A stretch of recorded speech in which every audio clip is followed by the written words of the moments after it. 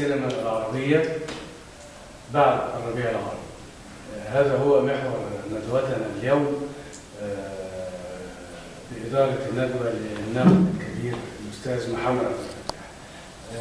بادئ ذي بدء، أنا برحب بضيف المهرجان الفنان الليبي طارق الشيخي.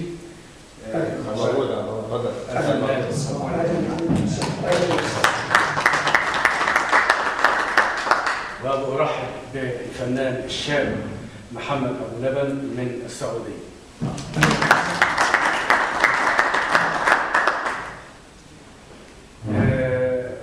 أنا بيسرني وجودكم النهارده، وإن كنت أتمنى أن تكون الندوة ساخنة، لكن يبدو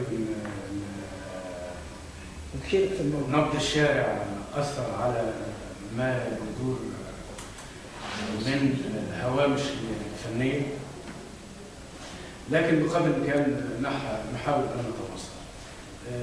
مستقبل السينما العربية بعد الربيع العربي، بعد الثورات العربية، بعد انقلاب الشعبي على المؤسسات الحكومية وتمردها على الحكومات،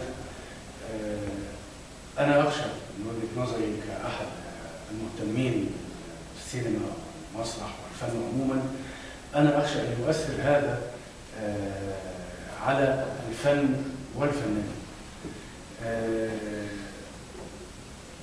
أتمنى أن يشاركنا في هذا الحوار الأخ طارق الشيخي، باعتباره برضه من الناس اللي أحدثت ثورة في ليبيا، ويحدثنا عن مستقبل السينما العربية في ليبيا والوطن العربي من وجهة نظره كفنان. شكرا. طب احنا اتفضل ساعتك هنا عندنا.